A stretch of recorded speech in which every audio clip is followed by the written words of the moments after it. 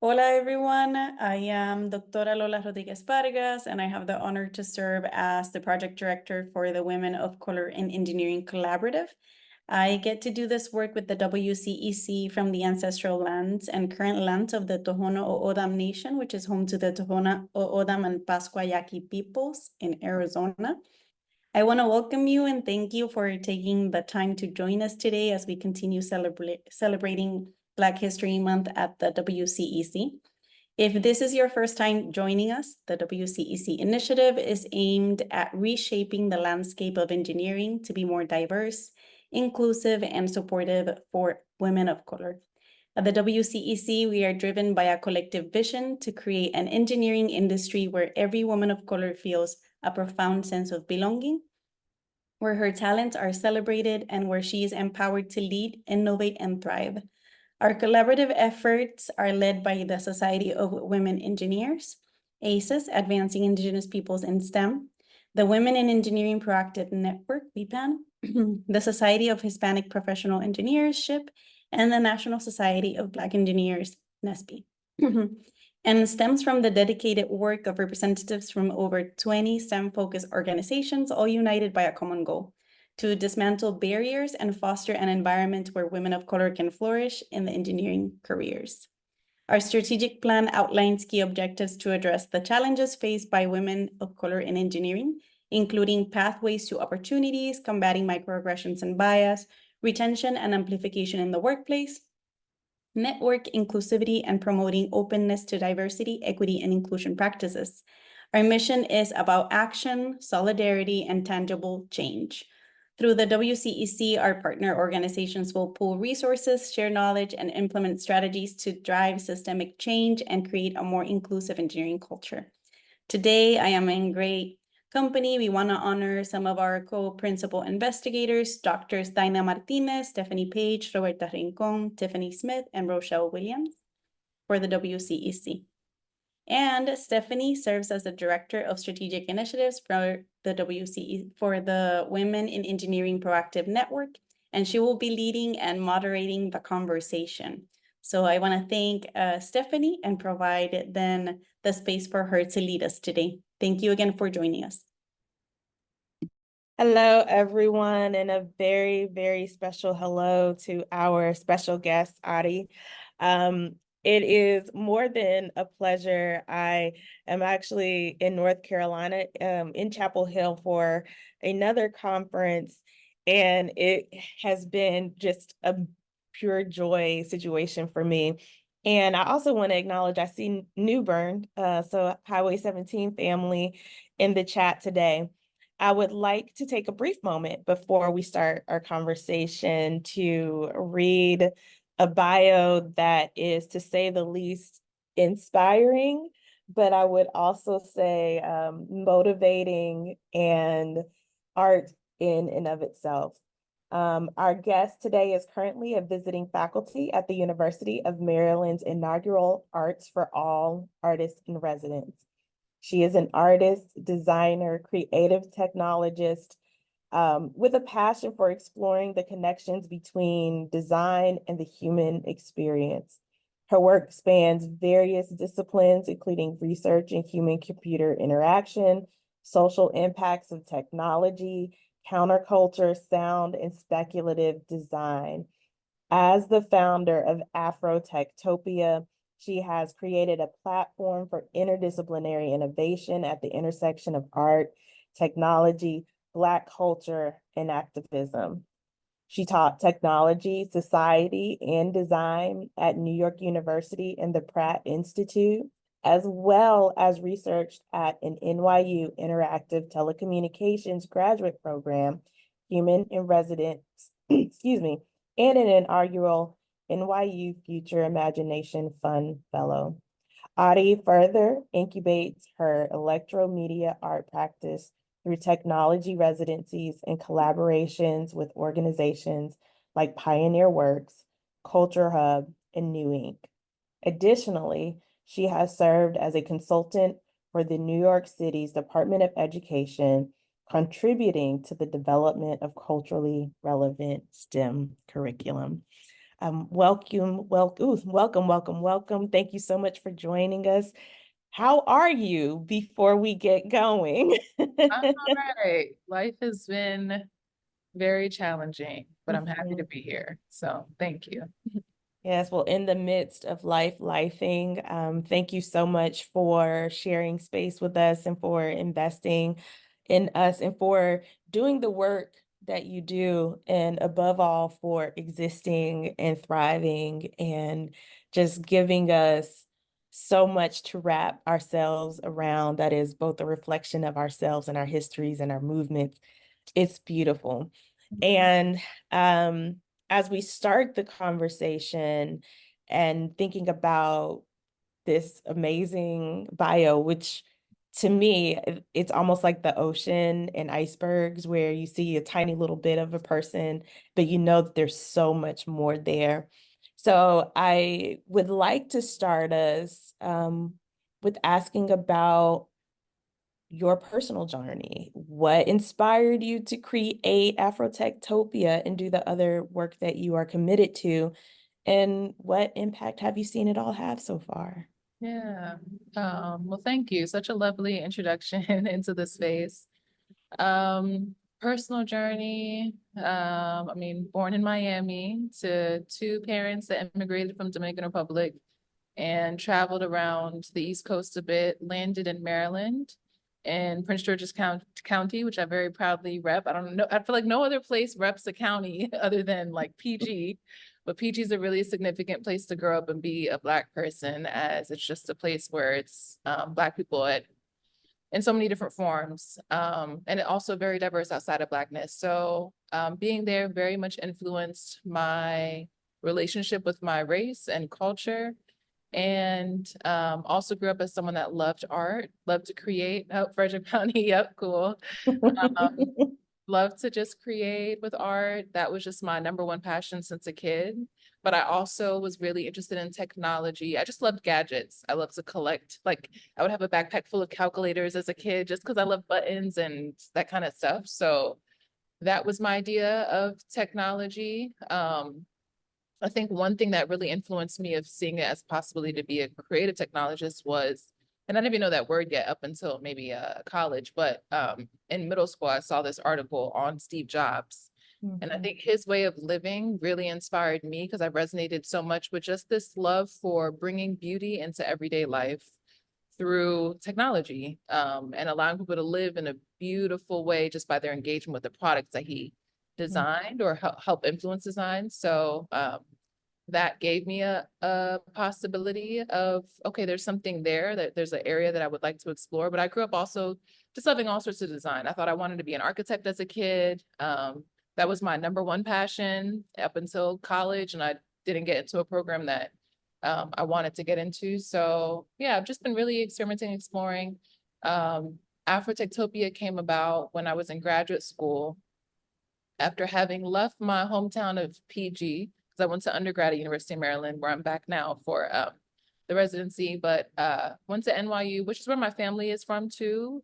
So it's familiar, but to be at a graduate program at NYU is definitely different from what I've experienced before, and just the demographic of the students and the faculty. And that was also a change in presidents of going from Obama to Trump. So there was already a whole different vibe in the country. But yeah, I think being in that space was very difficult for me because I grew up in a space that was so well versed racially, and to be in a space that really had no idea, and I could hear any of that, and me feeling very isolated culturally, it became important to me to find out who else was doing what I was doing that shared the culture that I did, and create a stage for the people that are already in the space doing amazing work. But you know, oftentimes when you're Black and doing amazing work, you're not in a space that's Black too. You're brought into other spaces. So I wanted to create a stage for them to be able to see themselves in the audience. And I wanted other people that experienced what I experienced of not being able to see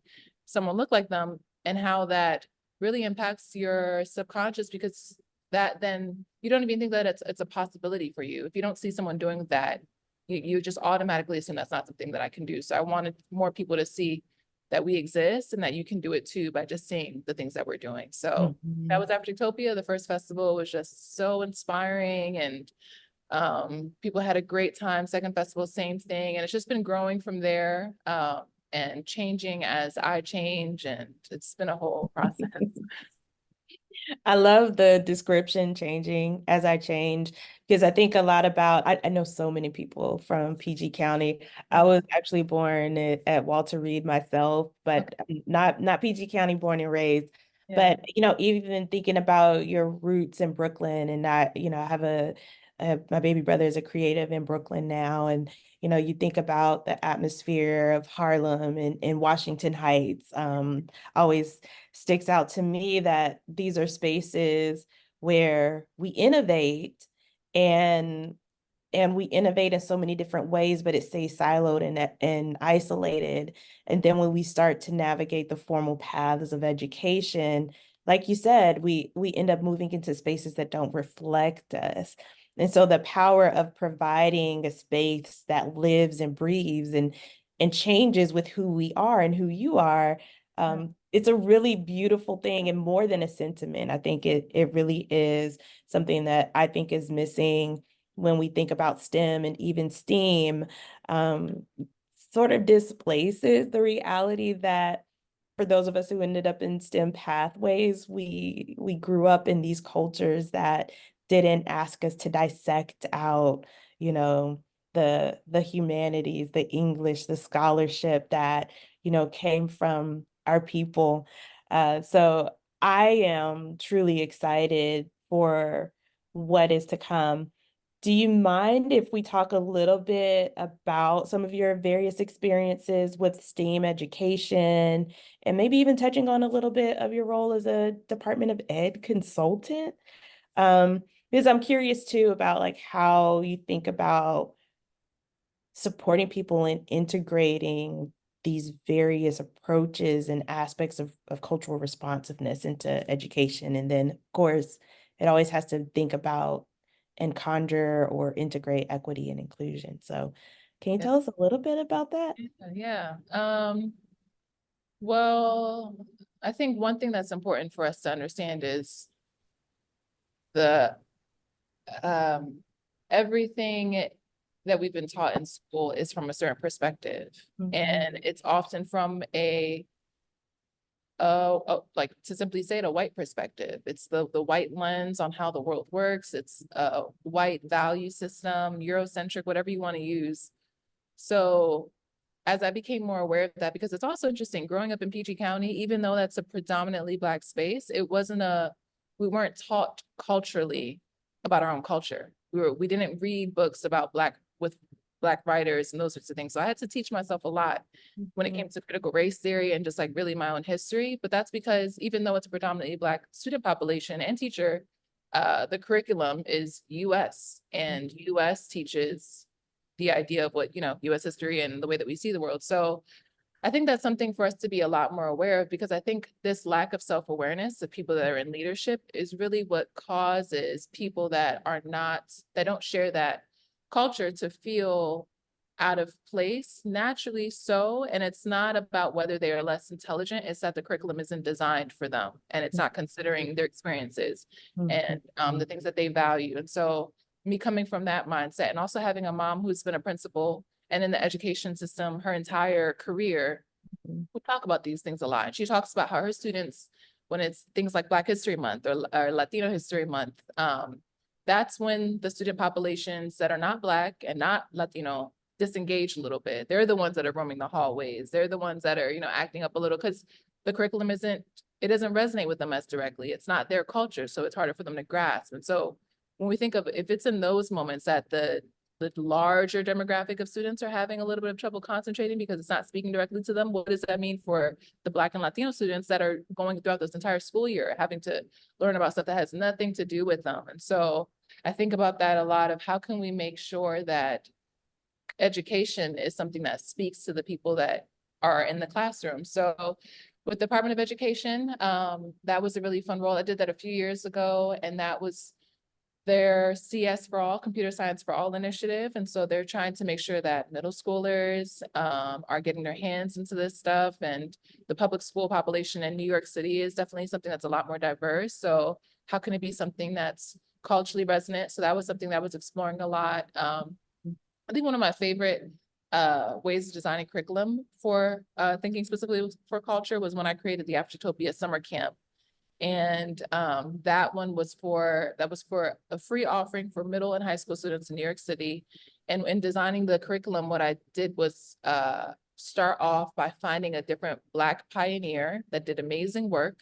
We would study their work, so they had a point of reference. Then I would teach a different technology that we would learn quickly, surface level, not get too deep. And then the culminating project for the end of the day was to create, using the technology, create something that is similar to the values of that pioneer or similar to the things that they've done. So one of them might have been, he did data visualizations, W.B. Du Bois. So his data visualizations of us creating our own data visualizations about something that's relevant to today, and then using a technology, I forgot what technology we decided to use, but using that technology. So just really like seeing that, oh, there are amazing Black people that have come before us. Let's look at the work that they did. Let's study it. Let's use them as an inspiration. Now, that's how to use emerging technologies to reimagine their work, but now in our world, in a contemporary lens. And so, yeah, I try and create environments like that, and also be reflective of the way that I learn technology. Sorry if I'm going on for too long. No, this is so good.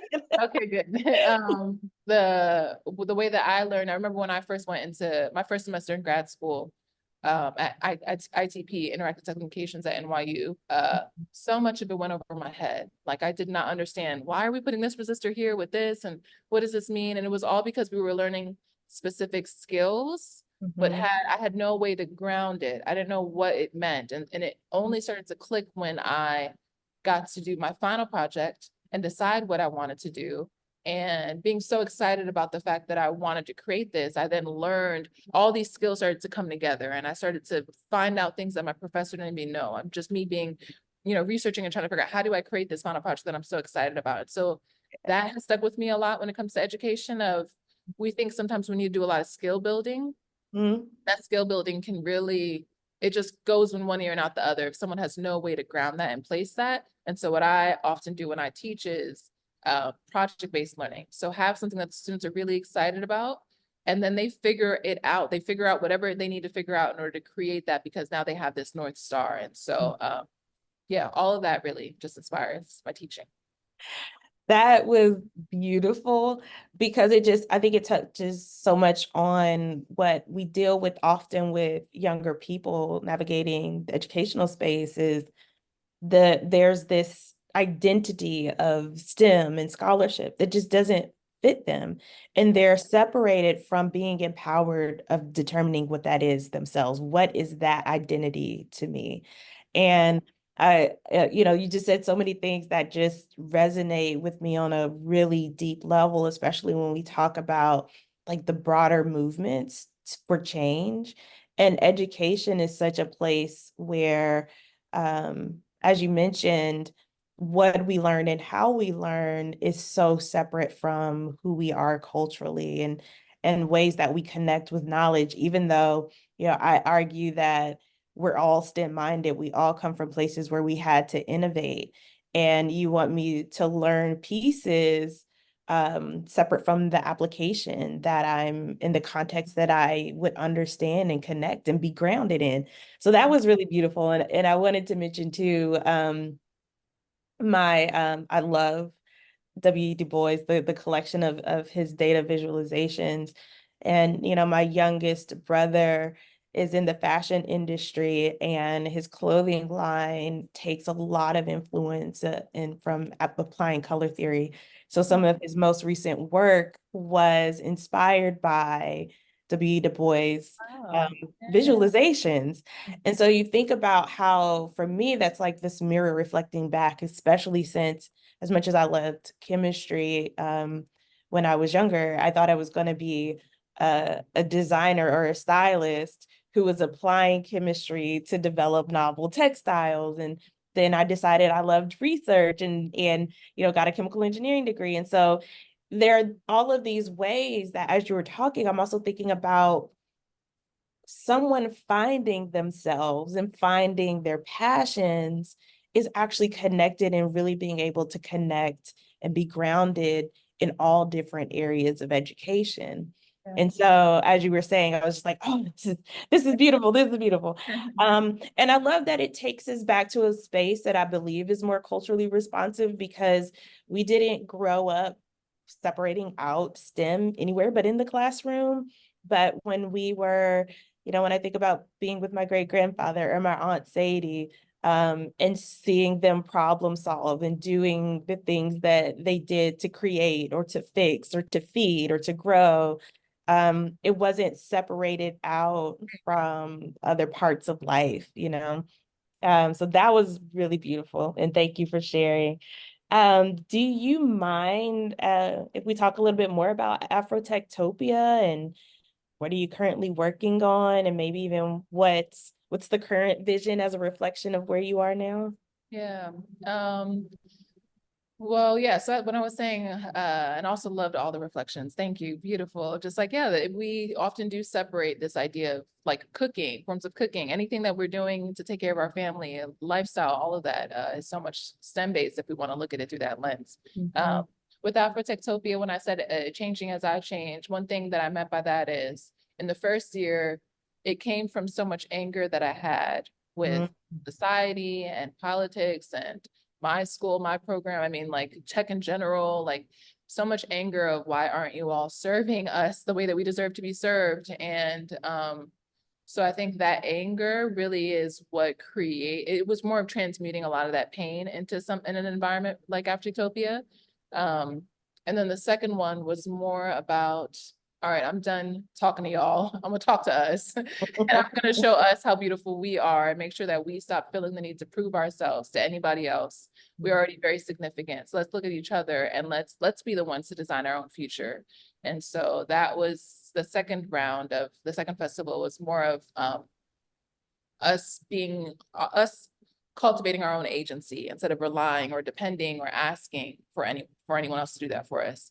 And this third phase has been more of let's design other worlds. Like let's leave this world behind and let's design other worlds. And what I mean by that is a couple years ago, MIT Media Lab Space Exploration Initiative asked me to be a research affiliate. And so through that, I decided, let me just use something I'm already doing and bring that in and have them support that. So I brought in Afrotectopia. I was already also on the faculty of NYU. So I pitched to the chair, can you fund this incubator that I'd like to do with Afrotectopia? So they funded an incubator where I brought in 3 other artists. And this was also a moment for me to be an artist too within Afrotectopia, oftentimes, because I've grown up as an artist. That's my number one thing. So with creating Afrotectopia, it was always me creating that stage. I never got to be someone that created within it.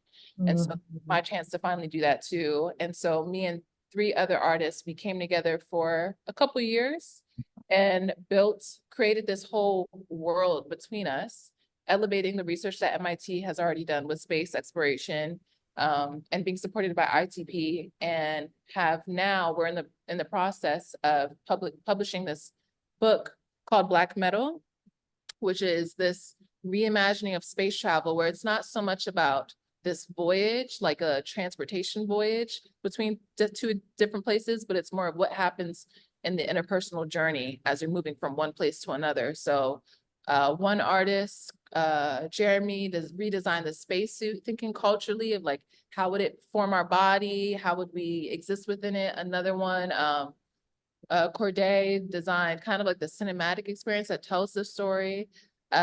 Jordan, she designed the sort of like process for shedding. How do you release the ways that we exist within this world and now put on this, like have a new lens to understand yourself? And then I created this sort of like created speculative botany. So imagine, okay, once we're out in this world, what species are we interacting with? How do they interact with us? What senses are they tapping into that we don't even know?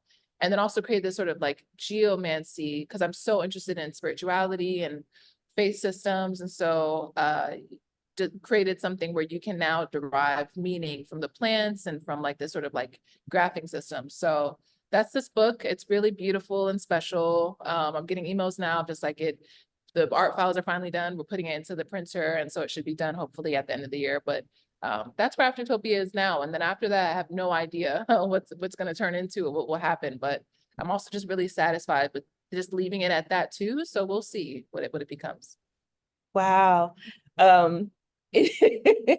It's amazing to hear you reflect on, this vision, because it's one thing to sort of see pieces of it and another to sort of hear from the heart and mind of sort of the founding vision.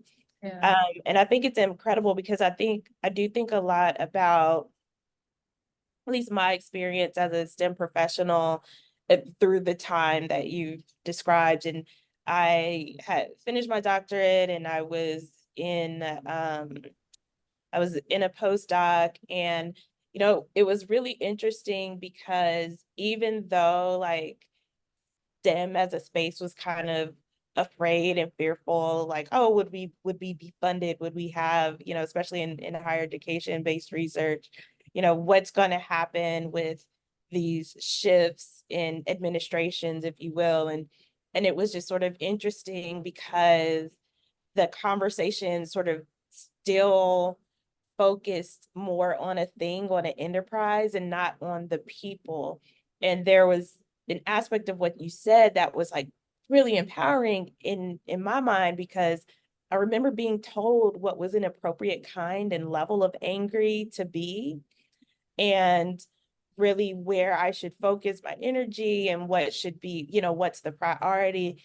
And I remember like really distinctly feeling like, no, no, no, I need to hold space for the entirety of who I am. And and angry, not because anything new is happening, but because of where we've come. And this wasn't supposed to be the plan from, based on what all the people were saying. Like, we're growing better as a society. We live in a post-racial world and things like that. And so to hear you reflect on sort of phase one and then phase two and then three, it almost feels like the way that movements build, where there is that anger and there is that holding space for it. And then there is that even giving yourself some space to react to it. And Yeah. then there is that, what's the vision for the future? Yeah. How are we conceiving a future?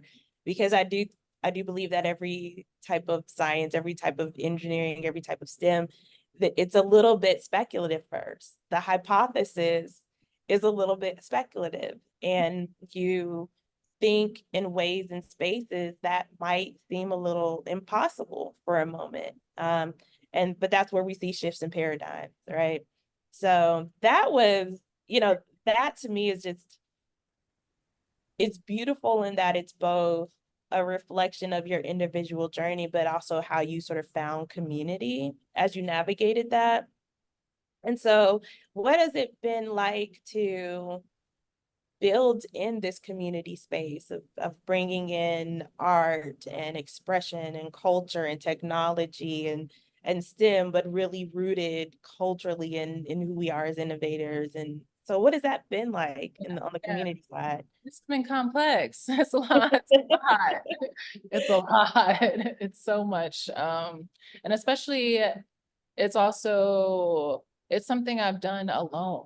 Like it's been so, and I didn't mean to do it alone. I just, at that moment when I first did, I was a graduate student at NYU. And at that time, Afrotopia was my baby. And it was like, no one can touch this because I have a very specific vision and I don't trust y'all to execute on it the way that I'm going to. So I think doing it that way was difficult. And also as a student, you aren't a professional yet. So you don't think about money. Like for me, it was like, there's no way I want to get any money from this. Like this is for my people. So there's also this idealism that you have.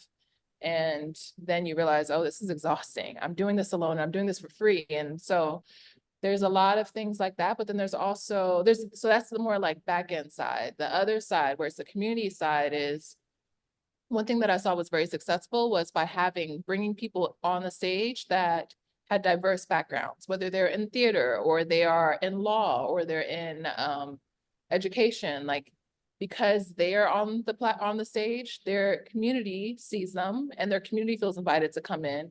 And so then that creates a really diverse environment of people realizing, oh, I may be a lawyer, but I can still think about technology and my culture, or I may be a biochemist or whatever it is. And so I think that was really important to kind of like root Afrotectopia and understanding STEM does not need to be divided from the rest of the ways that we experience the world. It's very integrated. So and also people, when you're around a bunch of different people, now you're inspired. Like a biochemist could be inspired by an artist and say, oh, we actually think very similarly. So that was really important. It's really interesting that you like we're really honing in on anger too, because anger is something I think a lot about. Like I didn't grow up as an angry person. Like I didn't grow up even as a person that was thinking about my race and like was an activist in that way. So when I started to enter that kind of part of my life, it also became very exhausting very quickly. And I decided I don't want to live like that. I'm not interested in being an activist that is like suffering, trying to fix these issues that other people have created. That's not how I want to live. And I'd rather seek pleasure, and I'd rather do my activist work be something that is more about, for one, let's look at our own beauty, let's create our own spaces, let's stop trying to prove ourselves to these people. Like it's more of how to like exist in a way that feels right to me. And that's something that's very difficult to navigate, because especially with social media, it really pressures you to be this kind of activist, to be challenge systems in a very specific way. But if that doesn't align with you, that doesn't align with you, and don't be something that you're not. So I had to become very comfortable with the way that I want to exist within the world. And also though, anger as far as like how it exists with the community is very difficult too. And there's so many things that we could just dissect when it comes to anger and community and that layer of race and culture, because even within the Afrotectopia community of experiencing other people's anger and how to handle it. And sometimes I can't handle it, you know, and things are going to happen because of that. So I think I also had to figure out what kind of space is this? Because sometimes people are in this space that have a level of anger that I just can't, it's not something that I can deal with. And as a human being, in the past, I wouldn't see myself as a human being. I would see myself as an organization and institution because I'm leading this. And that was really unhealthy. I was allowing things, you know, to have access to me that just shouldn't have. So I think also as a human being, I'm just like, it's a lot of growth that has to happen as a person of, people can have anger in their own forms, but when it comes inside of a community, there have to be some boundaries. And whether it's validated or not, sometimes it's not I don't know. It's like, I'm speaking very vaguely because it was a really tough issue, but you know, it's just, I don't know. I think anger is something that needs to be explored more, and there's no one way to do it. I just think that you have to, if you're leading a community and you're a human being, you have to remember that you're a human being, and yeah, boundaries are, you know, so yeah, I'll leave it at that.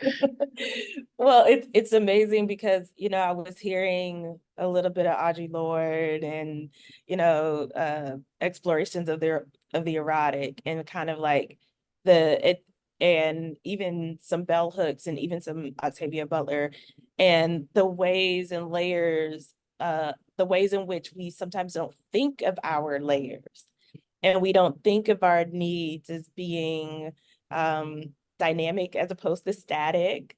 And even, you know, I think someone dropped into the chat that, you know, this whole idea that you learn from anger, and it teaches you a lot about boundaries. But it also, I think what I love about Afrotectopia is their anger is real, but it can also be attached to having no outlet, and that feeling of being suppressed and boxed in, and, you know, and tied down. And so all of the things that I feel like I'm hearing Afrotectopia is seeking to address. And sometimes I think in our exploration of anger, you know, for me, there's also this question sort of getting back to, like, you use the terminology of pleasure, of, you know, how do we explore our outlets, both for the individual and for the community, and what does that look like? Because it's so hard to be in that position and try to manage other people's anger. And oftentimes marginalized people haven't had that that sort of sense of outlet, especially when you look at how the world responds to our joy, for example. Yeah. Or, you know, the fact that, yeah, when you have presence and you've been kind of identified and labeled as someone who's a leader in a space, then you're supposed to be in activism all the time and responding to all the things and always having the right words to say and always having the expertise on every topic. And we forget that we're people who have lives. We're people who are, you know, sometimes when other people are angry, we're sad, or when other people are angry, something has happened that's just been beautiful and inspiring, and we want to live in that joy. Yeah. And sometimes, you know, we're in a space where we can't just sit in our anger. We know it's not good for us. And so I love the idea of explorations of anger. And I think especially in the speculative space too, because I don't know about you, but it's exhausting to hear people talk in the speculative space immediately in the language of colonization and imperialism. So we're still not using that speculative space to envision something truly different, right? It's almost like the structures are supposed to move with us. Yeah. Yeah, yeah. Well, I definitely want to make sure we have time for a couple of questions from the audience. Do you mind if we just pivot a little bit, because you've done some recent explorations connected to AI, which is a huge topic right now. Can you kind of walk with us a little bit through how you're using AI as a mirror for society and what insights have emerged from your exploration? Yeah. AI was something that I was exploring. So one way that I've been exploring it when it comes to using it as a mirror was really I started using it while I was working inside of Google. So at that time, I was a technologist and we were working with the team developing Dream Booth, which was the fine-tuning model that allows someone to create based off of like I forgot how to describe it, but basically if like you upload several pictures of yourself, then you can imagine yourself in a bunch of different environments. Like you can prompt and use your likeness and those things. So that's what got me into this sort of like personalized way of creating with AI, generative AI. And so that was a really interesting space to explore, because with that, now I could create these images that imagine my own identity with language. And it was just so impactful to myself to see myself presenting in ways that I'd never present myself before. And it drove home this idea of understanding how much a performance identity is, like the way that we dress, the way that we style our hair, how we speak, whatever it is, it's all based off of stories that we tell ourselves of whether we should do that or not, or maintaining consistency with how people perceive us and not wanting to be, you know, if you're one person one day and another person another, it's very confusing for people. So you don't want to shock people. So just understanding the performativity of identity was something I really started to explore a lot more, and give myself more permission to kind of like push outside of that, because I realized how rigid I was in the way that I existed. And so that was one side. And then the way that I was setting society was also starting off with my identity, mostly because it just felt like such a sensitive time to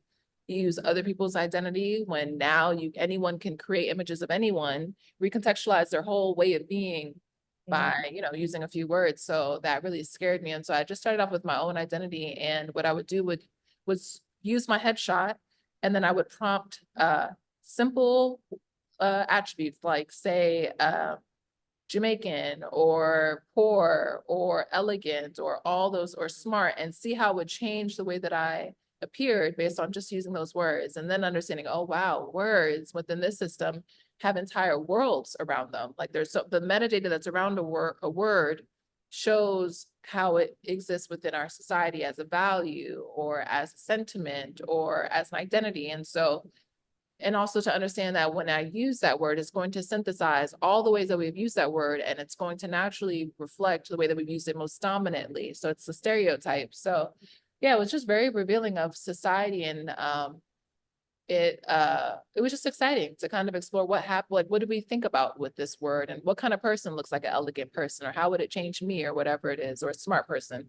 And so yeah, that's been my exploration with it. And then it's also just been for me, when I first started to engage with it, I think I just got so excited because it felt like a tool that was made for me. And I say that as a person that has loved culture, loved all these art, like someone who just like researches a lot of different visual movements and different like things that exist visually, but with words, like architecture styles or whatever it is. So to be able to have this encyclopedic knowledge about visual references within the world, and now to be able to use that language and create all these other things, it just allowed me to elevate a skill set that I didn't even know I had, because now there's a tool that requires you to have that kind of skill set. And it was really interesting.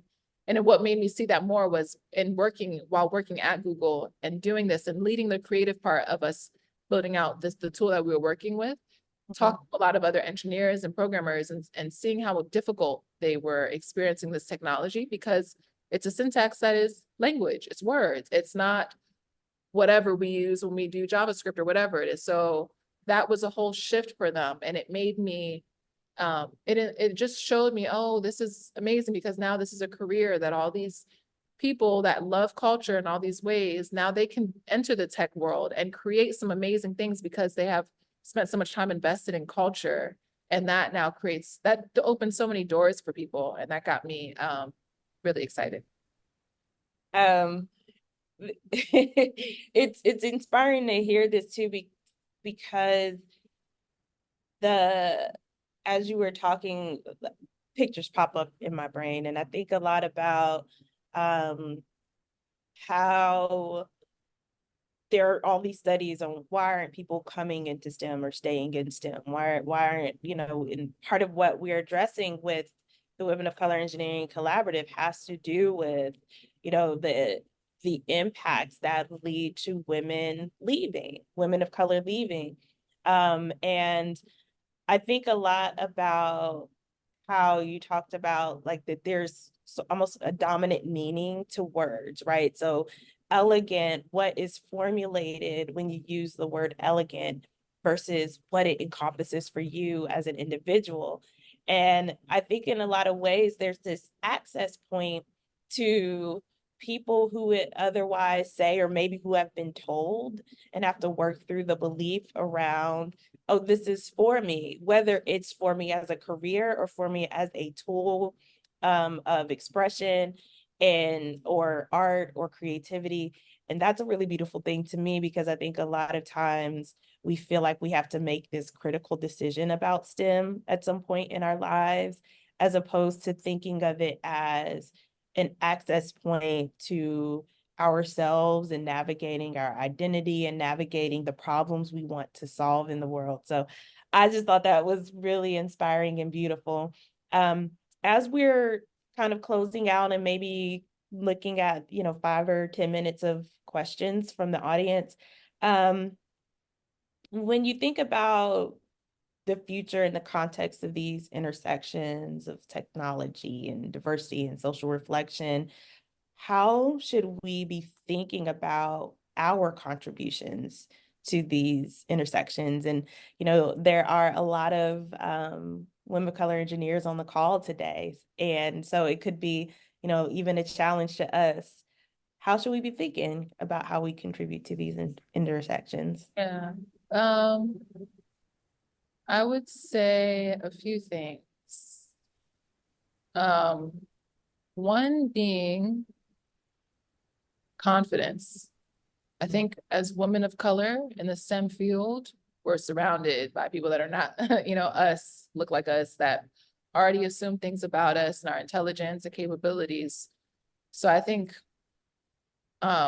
when you know that you've done the work and you've done the research and you have like really cultivated your skill set, I think it's really important to have that level of confidence where you respect your contribution within a space and understand that they are very lucky to have you within that environment, because you have perspectives that are really important. So I think that self-respect and confidence is very important, to never feel like you're lucky to be anywhere, that they're very lucky to have access to you when you put in that work. So I would say that's really important. I would say,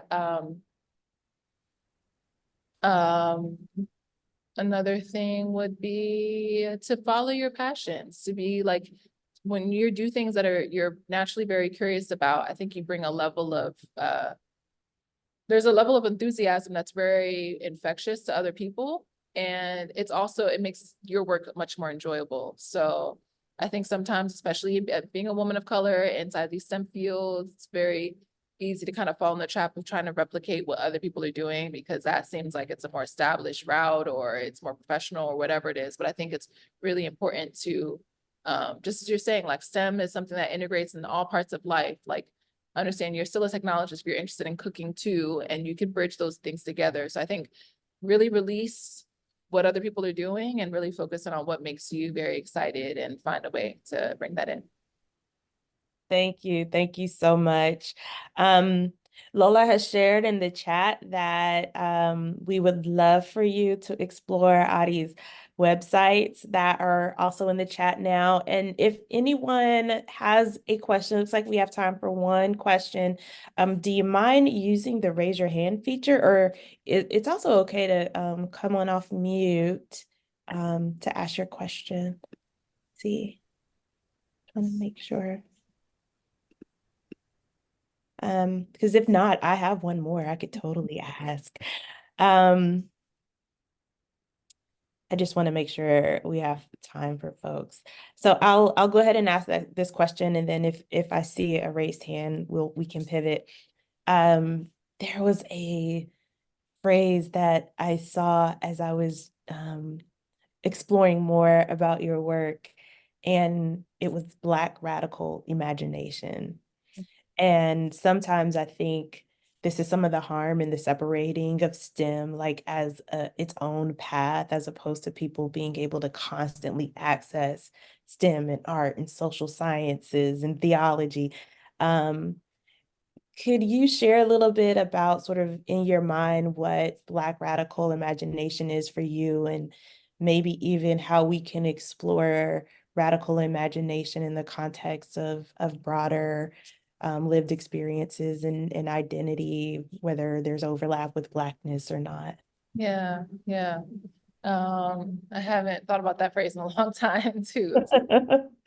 But one thing that I did, one thing I was very invested in when it came to the word radical was understanding it at its true nature. And I think the idea of radical has changed a lot. Like sometimes we think of radical as like, oh, it's just completely in opposition of this like societal norms or whatever. But I think for me, radical is more of it, when I study critical race theory and like political movements, it's more about getting to the root of an issue. Like, why are we this way? And why are systems operating in this way?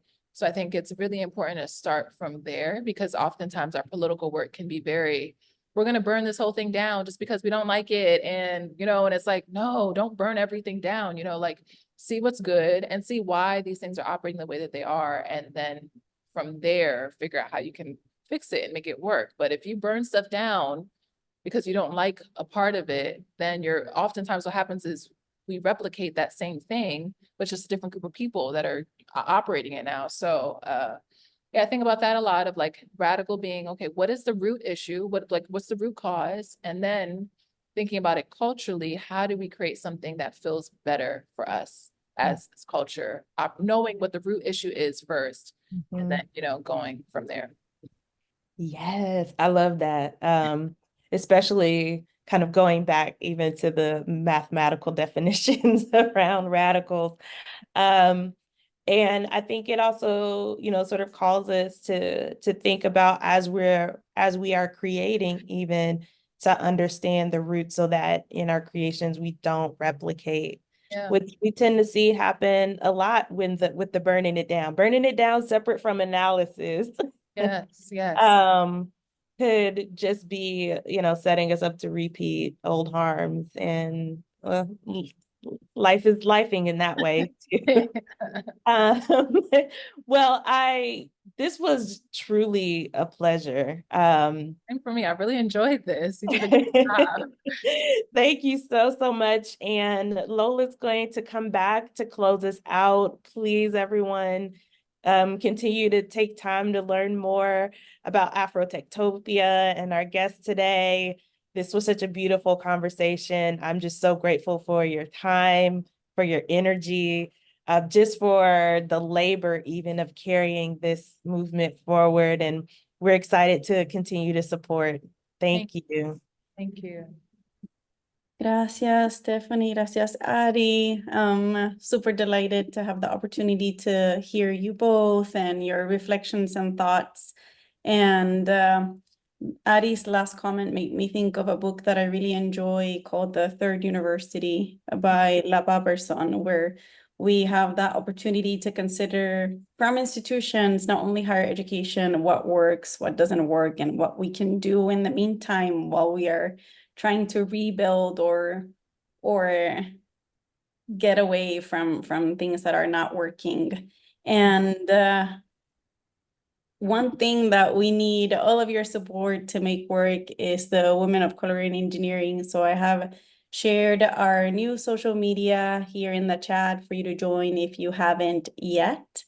And also our website. If you want to continue engaging with us through the webinars, you can sign up for our newsletter there and you'll have access. We also have some of the previous content that we have already engaged with there in the website. And we are looking forward to keeping in touch with Ari, seeing her work as a fellow Caribeña. I'm really excited and proud to see how we can not be linear in our thinking and connecting ourselves in joy. When we were thinking about this webinar, I wanted to center the things that we love and not the things that we are forced to think about. So Roberta did an amazing job in finding Ari. And I was so happy to hear that because we are good for lots of things, but we can also focus on our energy, our rage, our love, and things that we like and we want. And the ideas of creative technology were really exciting. And we hope that wherever in the realm of engineering, as an engineer yourself, or as a woman in engineering, or supporting or learning more about higher education spaces, we hope that this conversation served to create new thoughts and energize you and give you more curiosity to think of new ideas. So again, thank you. This will be recorded. Hopefully we will be able to send it to you in case you want to see it again. In the chat, you'll find one of Ari's latest work in an article. And as you've heard today, she has a wide range of things that she's interacting with. So I don't know if Ari has anything else, a project that you'd like to share or any words before we close out. No, I'm just very thankful to be in this space. I had such a great time talking with you, Stephani, and thank you for the work you all are doing. It's very, very, very, very important. So thank you. Thank you. Well, thank you, everyone. And we hope that you continue enjoying your week. Make sure to connect with us. Gracias. Bye. Take care, everyone.